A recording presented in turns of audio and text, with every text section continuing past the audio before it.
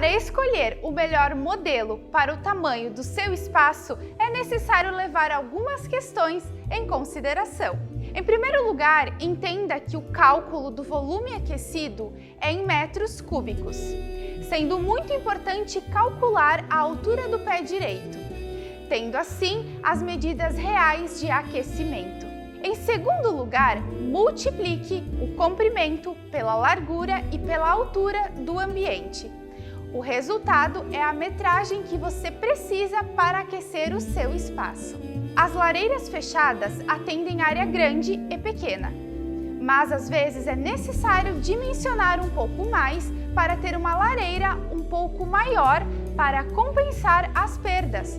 Quando o imóvel tem vidros grandes, escadas, áreas de pé direito alto ou esquadria mal vedadas. Pronto para escolher o modelo mais adequado para a sua casa? Entre em contato com o especialista da Castelar e solicite mais informações.